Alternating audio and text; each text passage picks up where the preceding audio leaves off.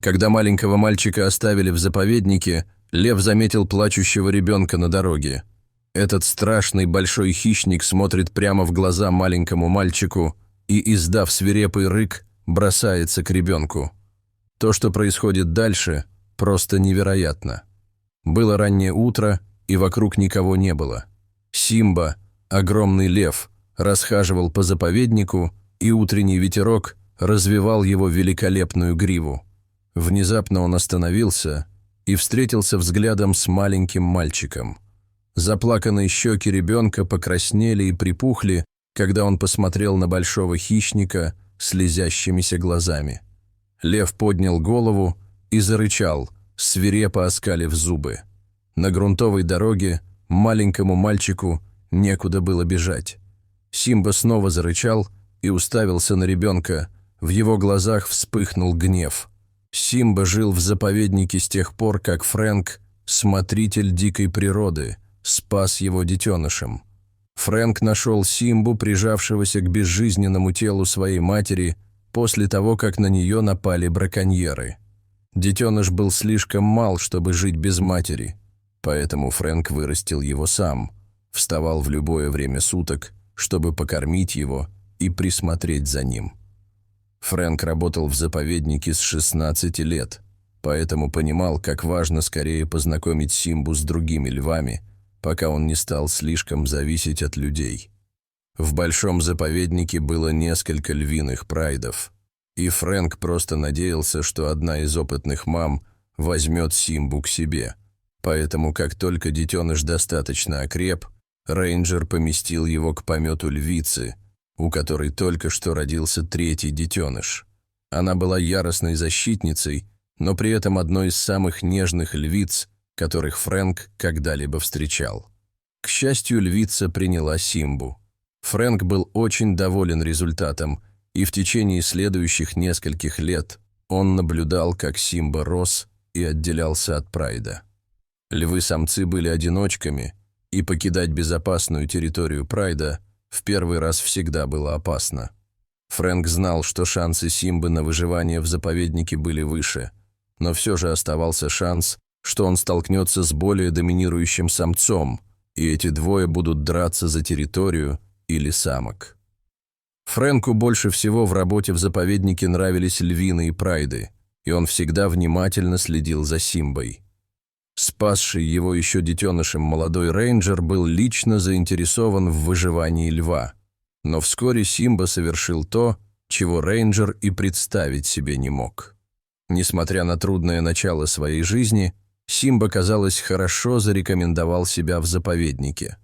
Благодаря своей храбрости, свирепому настрою и огромным размерам, он вскоре стал одним из самых доминирующих самцов в заповеднике. Фрэнк знал, что было много боев, в которых Симба выходил победителем. Это было неприятно, но это была природа, и животные жили в заповеднике так, как жили бы в дикой природе. Единственная разница заключалась в том, что здесь они были в безопасности от браконьеров, и при необходимости к их услугам была ветеринарная бригада. Важно было обеспечить выживание животных, так как многие из них были вымирающими видами. И хотя Фрэнк время от времени беспокоился о Симбе, он знал, что тот находится в наилучшем положении. Несмотря на то, что заповедник делал все возможное, чтобы защитить животных от браконьеров, в последнее время у них возникли некоторые проблемы с охотниками, которые пробирались в заповедник. Хотя ни одно животное пока не пострадало, теперь было крайне важно укрепить границы вокруг заповедника и остановить браконьеров. Именно из-за этих ослабленных границ Симба столкнулся лицом к лицу с плачущим ребенком. Лев пробудился ото сна, солнце уже вставало, в его животе тихо заурчало, и лев лениво потянулся. Пришло время охоты. Но что-то заставило льва остановиться. Донесшийся от ветра звук и странный знакомый запах в воздухе привлекли его внимание.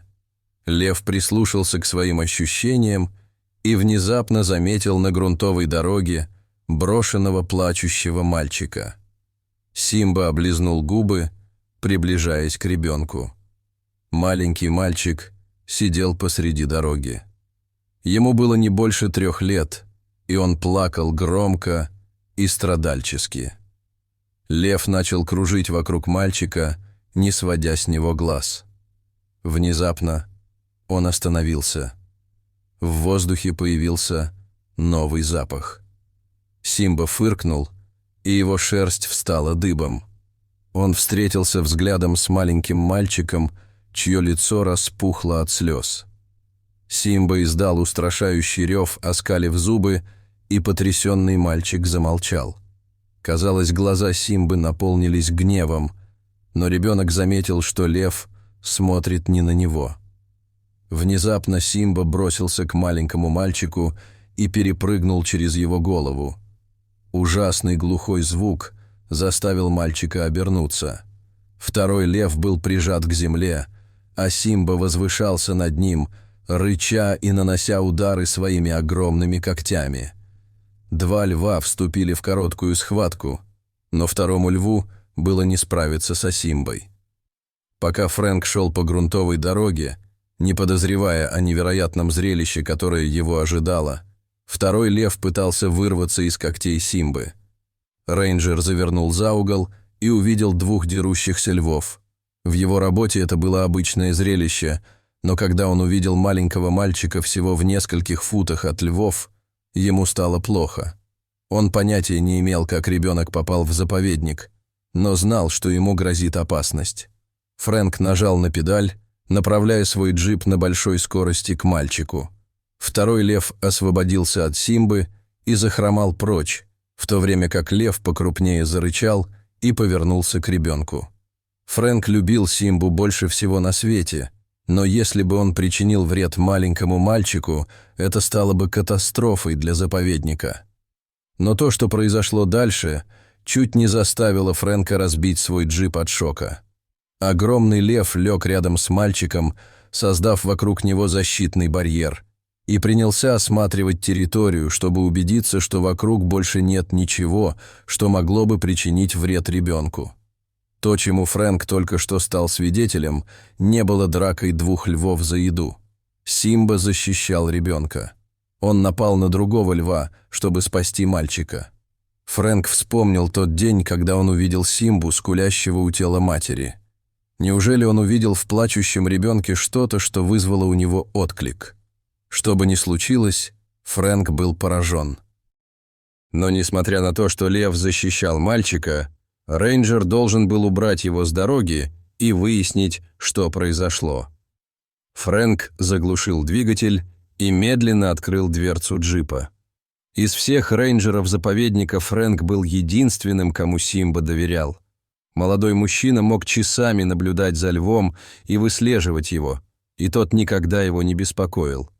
Симба всегда знал, что он рядом, но, похоже, он все еще помнил, как Фрэнк спас его, и это заставило его относиться к рейнджеру по-другому. Выходя из машины, он просто надеялся, что теперь это сыграет ему на руку. Симба наблюдал, как Фрэнк придвинулся ближе, но огромный лев не торопился уходить. Он оглядел рейнджера с головы до ног, словно оценивая его надежность, и, потянувшись, встал и пошел прочь. Фрэнк взял ребенка на руки. Когда Симба был рядом, ребенок казался спокойным, но теперь, когда лев ушел, мальчик снова начал плакать. У Фрэнка не было другого выбора, кроме как держать мальчика на руках, ехать осторожно и медленно обратно в офис. Все это время его мысли лихорадочно метались. Почему его бросили на дороге? Он все еще был в шоке от невероятных действий Симбы. Самый быстрый способ попытаться получить ответы на вопросы о мальчике – это просмотреть записи с камер видеонаблюдения в надежде, что они что-то зафиксировали. Однако, просмотрев записи камер, установленных на территории заповедника, Фрэнк увидел то, что разбило ему сердце. На кадрах, снятых сразу за границей заповедника, в поле зрения попала старая потрепанная машина. Фрэнк с трудом разобрал, что это был молодой человек. Через несколько мгновений из машины вышла молодая женщина с ребенком на руках. Она быстро огляделась и, казалось, нашла то, что искала Слабое место в заборе. После нескольких попыток она пролезла с ребенком и положила его на грунтовую дорожку, где Фрэнк его и нашел. Смотритель парка наблюдал, как женщина поцеловала маленького мальчика в лоб, а затем вернулась в машину без него. Фрэнк чувствовал себя еще более растерянным, чем когда-либо. Поцелуй в лоб был нежным и любящим, и что-то подсказало Фрэнку, что у женщины не было другого выбора, кроме как бросить маленького мальчика. Но почему на территории заповедника? Думала ли она, что камеры наблюдения будут установлены так, что ребенка немедленно заберут? Думала ли она, что поблизости есть рейнджер, который спасет ребенка? Молодой человек догадывался, что никогда не узнает ответов на все вопросы. Он, конечно, собирался сделать все возможное, чтобы найти родителей мальчика, но что-то подсказывало ему, что они давно пропали. После просмотра отснятого материала Фрэнк приготовил мальчику что-нибудь поесть. Ребенок, казалось, успокоился, и рейнджер решил, что сейчас самое подходящее время попытаться получить от него хоть какую-то информацию, прежде чем звонить властям. Однако ребенок выглядел испуганным, и самое большее, что Фрэнк смог от него узнать, это то, что его зовут Дэвид. Пришло время сделать несколько трудных телефонных звонков. Но, разговаривая с представителями власти, Фрэнк наблюдал, как Дэвид осторожно ест свою еду, и его осенила любопытная мысль. Фрэнк спас маленького львенка, когда умерла его мама, и только что стал свидетелем того, как тот же лев защитил маленького ребенка, которого бросили родители. Казалось, что все вернулось на круги своя. Только на этот раз некому будет присмотреть за мальчиком, когда он уйдет от Фрэнка, в то время как Симба всегда оставался с рейнджером. Молодой человек понимал, что отчаяние, должно быть, заставило родителей покинуть его. Некоторые жители деревни вокруг заповедника были бедны, и Фрэнк знал, что забота о ребенке обходится дорого. Он вспомнил видеозапись, на которой Дэвид отчаянно ищет родителей, и его охватила печаль при мысли о том, что может случиться с ним, когда он покинет заповедник. Когда прибыли представители власти, Дэвид просматривал видео на телефоне Фрэнка. Поев немного, маленький мальчик оживился и продолжал показывать на улицу, приговаривая «Лев», издавая при этом рычащий звук, над которым рейнджер не мог удержаться от смеха. Фрэнк поинтересовался у властей, что будет с ребенком.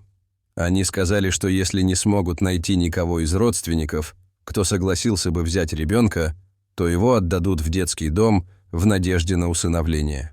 Казалось, что для маленького ребенка это такие большие перемены и потрясения, и Фрэнк не хотел думать о том, как это повлияет на него. Тогда молодой рейнджер вызвался позаботиться о ребенке, пока власти будут искать его семью. Это был безумный шаг. У него не было опыта ухода за детьми, но маленький мальчик покорил его сердце так же, как Симба много лет назад. Однако всего несколько дней спустя Фрэнк получил плохие новости. Семью Дэвида найти не удалось. Маленького мальчика придется отправить в приют. Рейнджер пристально посмотрел на мальчика. За такой короткий промежуток времени он так хорошо освоился, а буквально вчера Фрэнк взял его на прогулку посмотреть на львов, и мальчик завизжал от восторга при виде бегающих львят. Фрэнк знал, что позже в жизни у Дэвида возникнут вопросы о том, почему его бросили, и хотя никто никогда не сможет ответить ему, наверняка найдется кто-то, кто скажет ему, что родители любили его. Кто-то, кто мог бы рассказать ему, как храбрый лев защитил его и спас ему жизнь. Этим человеком был Фрэнк. Молодой человек принял решение. Приюта для Дэвида не будет. Рейнджер усыновит его. Следующие несколько месяцев были трудными, так как Фрэнк проходил долгий процесс усыновления, чтобы стать законным опекуном Дэвида. Но, наконец, отец и сын отправились на прогулку, чтобы посмотреть на львов и отпраздновать вместе их новую главу в жизни. Неподалеку от того места, где был найден Дэвид, Симба грелся в лучах вечернего солнца. Когда джип медленно проезжал мимо, Лев заметил маленького мальчика, который смотрел на него через окно. Симба лениво поднял голову, чтобы посмотреть на человека, который теперь спас не только его, но и маленького мальчика. Фрэнку не терпелось рассказать сыну всю историю Симбы, как только тот станет достаточно взрослым, чтобы понимать.